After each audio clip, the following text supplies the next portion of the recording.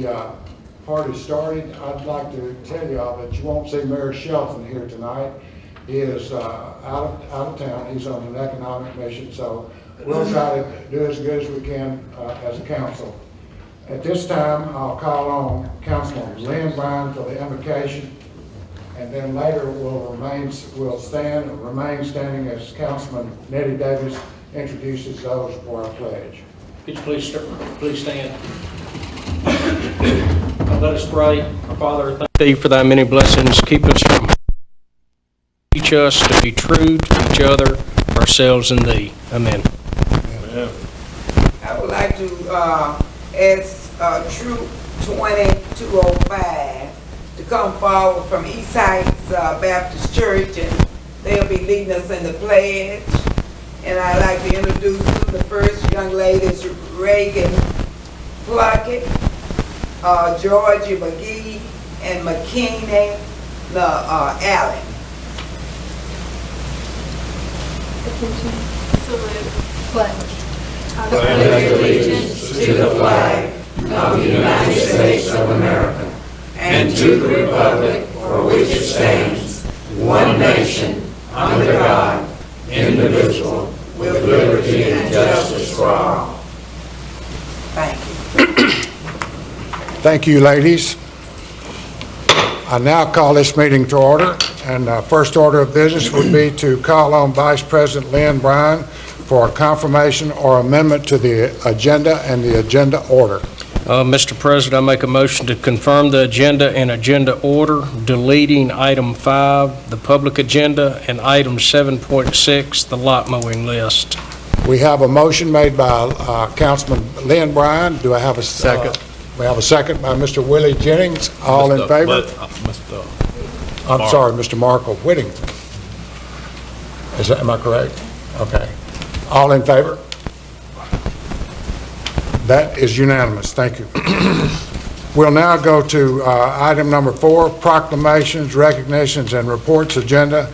The first item is 4.1, and I believe those Girl Scouts have already left. We were going to, okay, anyhow, they've been introduced, and we certainly appreciate them coming by. We have 4.2, recognition of city employees. We have none on the agenda tonight. Public recognitions, item number 4.3. I just wanted to commend the public for the big, looked like to me it was a record turnout for voting today, and I hope that all those who elected will have a successful years coming up. Thank you. I just want to thank the HR for bringing out FLAC to take the picture with the Ivy Trophy yesterday. It was wonderful. That was good. As close as I ever got, so I have a picture to prove that I was there. I want to thank them for doing that. I hope the next year we can get more of the public involved in coming out to participate. Thank you. Anyone else? At this time, we'll go to 4.4, proclamation and recognition of Native American Heritage Month. Give me a minute to go to the podium. You got 5 minutes. I have 5 minutes. Ms. Dent, if you don't mind, you can come forward. Okay. I'll read this proclamation, and then I will turn it over to Mrs. Dent. The proclamation states, whereas November is Native American Heritage Month, when the National Society Daughters of the American Revolution will be recognizing this observance, and whereas the Chickasaw Nation has been closely connected to the Mary Stewart Chapter, National Society Daughters of the American Revolution, by way of living in the Tupelo area and various settlements, with the largest settlement being Old Town, and whereas the name of the Daughters of the American Revolution Chapter, National Society Daughters of the American Revolution, located in Tupelo, is the Mary Stewart Chapter, named for the daughter of Father Stewart, a Presbyterian missionary to the Chickasaw Nation and the Chickasaw Indians, and whereas Mary Stewart was the first teacher in Tupelo teaching the Chickasaw Native American young ladies, as well as the Tupelo young ladies in the front room of her home, and whereas the Mary Stewart Chapter, along with the City of Tupelo, is working with the Chickasaw Nation in historical, cultural, and preservation projects. Now therefore, I, Council President, on behalf of Mayor Shelton, do hereby proclaim the month of November 2015 as Native American Heritage Month. And in Tupelo, Mississippi, we encourage all citizens to recognize the Native Americans and especially the Chickasaws in our area for sharing their history, their culture, and preservation with future generations. I'll now introduce you to Miss Susie Dent, who will introduce you. In recognition of contributions of Native Americans since long before America's founding, each president since 1990 has proclaimed November as National Native American Heritage Month. The Mary Stewart chapter, Daughters of the American Revolution, and the Old Town Society, Children of the American Revolution, have been inspired to take part in this tradition. The DAR and CAR support and partner in Chickasaw projects. The Chickasaw Nation is actively rediscovering history in their ancestral homeland and building new ties to the Tupelo community. It's an honor to take part in tonight's program proclaiming November as Native American Heritage Month in Tupelo. And we have some representatives here tonight. Of course, I'm Susie Dent. I'm chairman of the Indian Committee. This is Mrs. Sue Shepherd. She is also a member of the DAR and on our Indian Committee. This is my grandson, Will Jackson. He is the state chapter committee chairman for the CAR. So he has a pretty prominent thing. We have, I also have another member of the CAR here, my granddaughter, Kate Jackson. She's one of the youngest members, representing the Chickasaws and some of the Encana Chickasaw Friends Foundation. We have Joseph Smith, who is from the Chickasaw Preserve out in West Tupelo. We have Raymond Doherty, who has one of the most historic properties in Northeast Mississippi. It goes back to the early 1800s. Just parts of it are still inside the skeleton of the house. We have Ernie and Jamie Joyner, and they're also with the Encana Foundation. Thank you.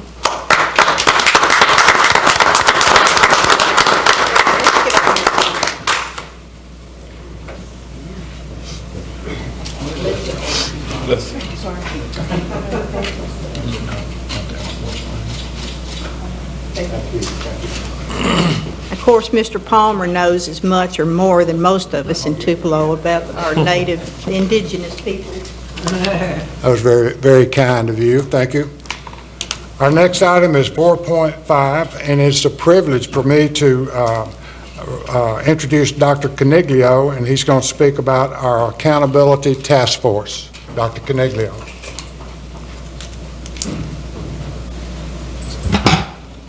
Mr. President, members of council, shortly after the mayor was sworn in, he called me to his office and asked me to head up the Accountability Task Force.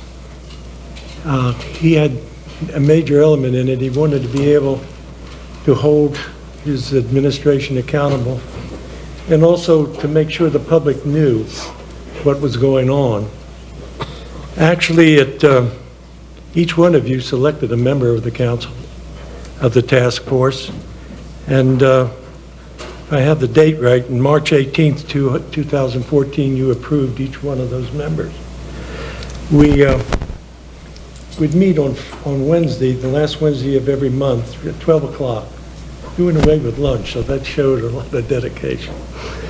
But the goal was generally, for the task force, was to develop a framework to map Tupelo's overall direction, tied to funding allocated to the accomplishment of city goals, and more importantly, also, and very importantly, establishing responsibility for each one of these items. When we first met, there was we weren't really focused. We were going, how we were going to do this, what was going to happen. But anyhow, we finally decided on using the 2025 comprehensive plan which was adopted by the council in 2008. The council adopted that, but they never funded it. As a result, nothing ever happened. But it was a very, very good document. It was very specific with what needed to be done. It had basically 6 areas: orderly and efficient land use patterns, economic vitality, neighborhood protection, revitalization and housing, quality design and development, efficient and accessible transportation, regional coordination. What we did then was develop a matrix going down each one. There were 125 some of these items. And when we developed the matrix, it was pretty obvious this was going to be very hard to follow. So we simplified it. And what we did was we took the mayor's Tupelo plan, and he had 5 things that he had put out: transportation, urban development, public schools and safety, economic development, low taxes, openness in government. And we took many of the items that were in that 2025 plan and put them under that. So there are 50 goals overall. And what we did was get monthly reports from each one of the division heads as to what they were doing in each one of these letters. Every month they would take one letter, the T, and then the next month they'd report on the items under the next letter. As a result of that, I think you saw on September 16th when we did that report, we had very focused reports on accomplishments and what they wanted to do. So I think basically, in reporting to you, I think what we did was give you all a framework against which you can judge where the city is going, how well it's doing, and we continue to do that.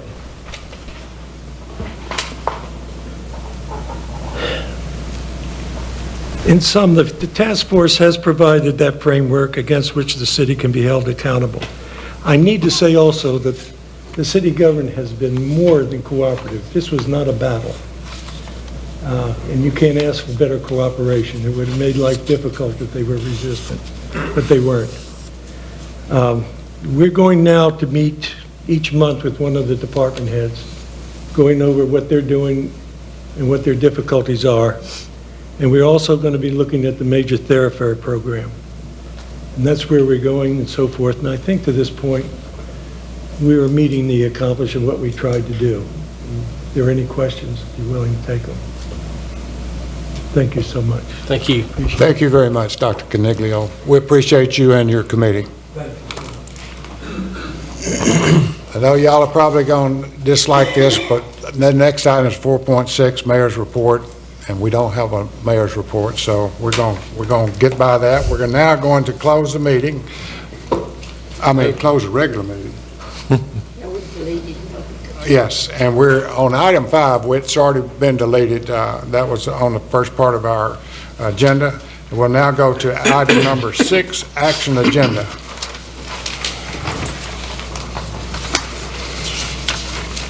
And there are no items there. So we'll now go to item 7, routine agenda. 7.1, review approved minutes of regular city council meeting of Tuesday, October 20th, 2015. I move to approve these minutes. Second. I have a motion by Mr. Mike Bryan, a second by Mr. Willie Jennings. Any discussion at all? All in favor? That would be unanimous. Item number 7.2, review and pay bills. Make a motion, we pay the bills. Second. I have a motion by Mr. Lynn Bryan, a second by Mr. Markle Whittington. Tonight, we had Mr. Travis Beard, Mr. Lynn Bryan, and myself paid the bills. All in favor? The bills will get paid.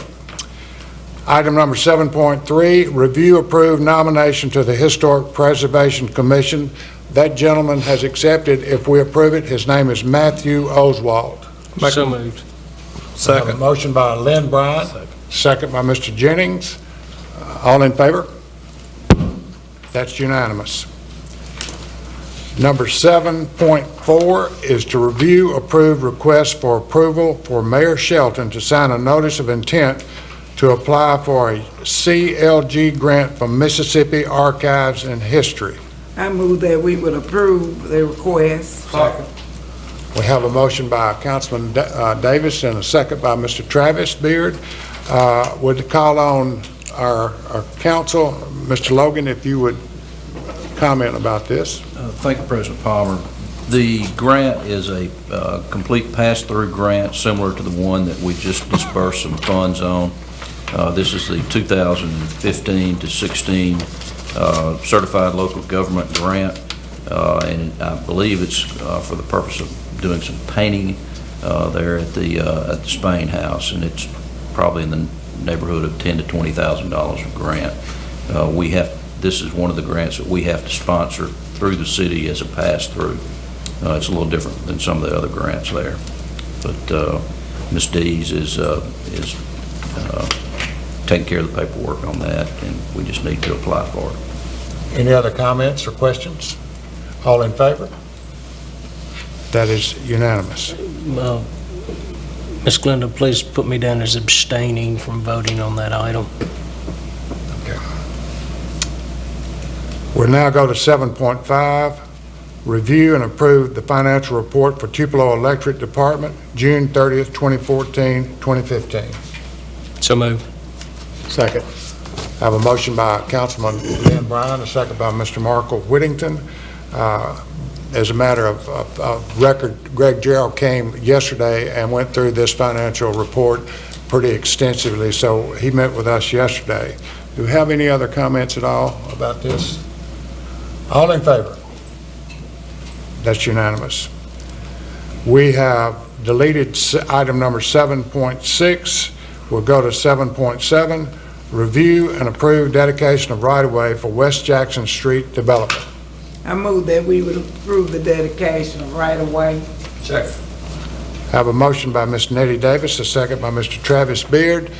Mr. Shane Hooper, if you would come and give us some comments about that, please. This is the precursor step to us being able to continue with the redevelopment project there on West Jackson Street. This is the dedication of the property from the NDC to the city, and as we mentioned before, this is just the first step that has to be taken to start the initial part of the project there on West Jackson. Any comments or questions? Thank you, Shane. All in favor? That is unanimous. We'll go to item number 7.8, review approve resolution declaring as surplus certain real property and authorizing conveyance of property to the Tupelo Public School District. So moved. Second. We have a motion by Mr. Travis Beard, a second by Mr. Mike Bryan. Well, again, Markle Whittington. I'm going to get you guys mixed up. Mr. Markle Whittington. Again, council, if you would comment on that.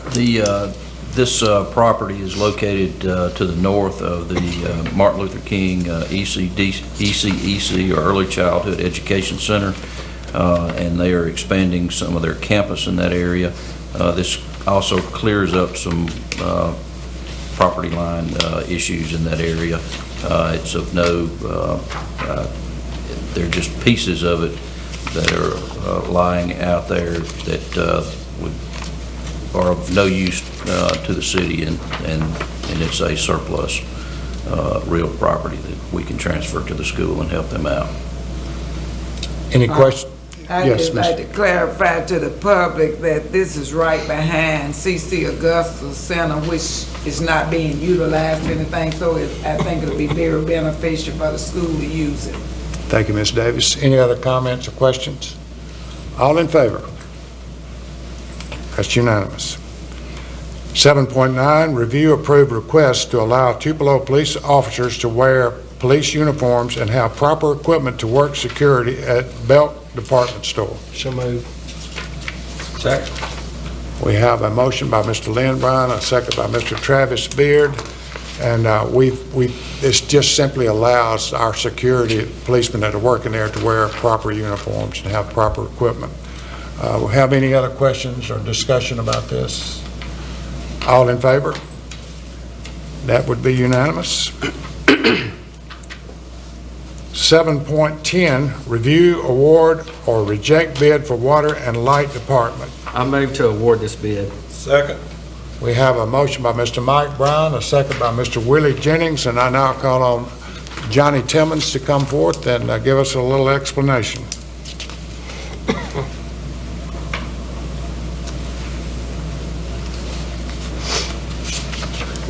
Back in the budget process, y'all approved $65,000 for us to refurbish Vector sewer truck. It's actually, this unit cleans 600 foot of sewer main at a time. But anyway, I'd recommend to use Sampson Equipment Company of Birmingham, Alabama for $58,847 for this refurbish. Any comments or questions? All in favor? That's unanimous. Johnny, you might as well stay for the next two. 7.11, review, award, reject bids for water and light department. So moved. Second. Who made the motion? Willie Jennings. Mr. Willie Jennings made the motion, second by Mr. Mike Bryan. Mr. Timmons. Through the newly annexed areas, one of the projects we've done was Deer Park water improvements in the Deer Park neighborhood area. Now we're ready to move into phase 2, which is to install sewer to Deer Park subdivision. The company that was low bidder is InScore. They actually did what we call the Auburn Community Project. So I would recommend to you the bid of $1,857,000 with InScore. Any questions or comments? All in favor? That would be unanimous. And finally, Johnny, it'll be 7.12, review, approve change orders for water and light department. So moved. Second. We have a motion by Mr. Mike Bryan, a second by Mr. Marco Whittington. Mr. Timmons. Yes. First change order would be Beach Springs Road. There's actually two pieces to this. There was a development there on North Gloucester. Gentleman owned a big piece of property that fronted Gloucester Street. Well, he actually donated a pumping station site for the sewer project to Beach Springs Road. So we, in consideration of that, we've asked for, if we could, to underground the power service to this pump station, because he's trying to sell this property for development. So we wanted to encourage you to approve that. And also, the second piece of that, when we laid sewer up off the Beach Springs Road, we actually had cut a 4-foot swipe across through the Beach Springs Road area laying the sewer main. We have met with the contractor, and the contractor is acceptable to pave the whole street. In other words, the cost of removing the rock and stabilization in this trench, he'd offset and just spread the whole road and pave the whole road from one end to the other. There's sections in there that we did not disturb. We have met with Kim and Chuck and have worked it out, and what we'll do is we'll turn around after we complete this and invoice the general fund for those pieces of the road. Any questions, comments? We're gonna vote on that separate or together, those two items? Council, we can do that together, can't we?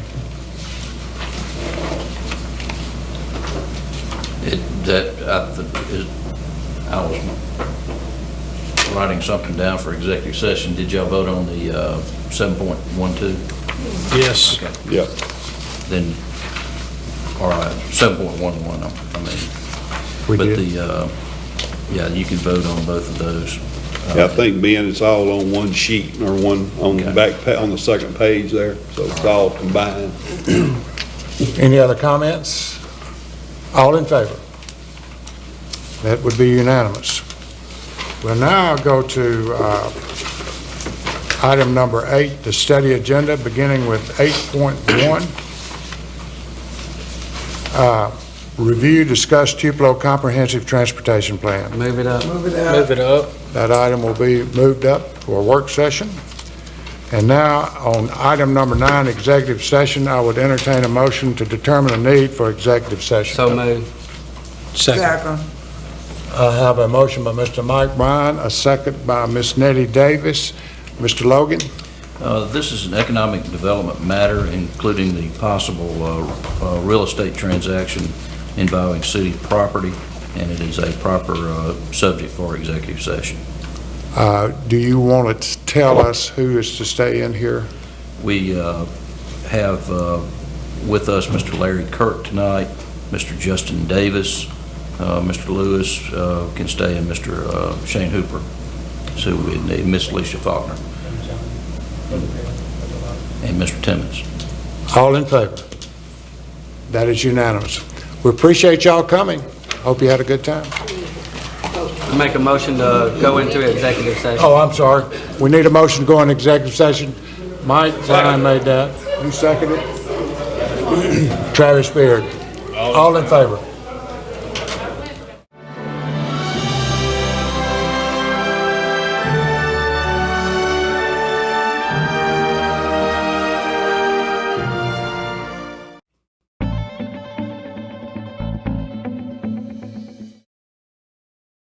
Tupelo Park and Recreation. Come see what we can do for you.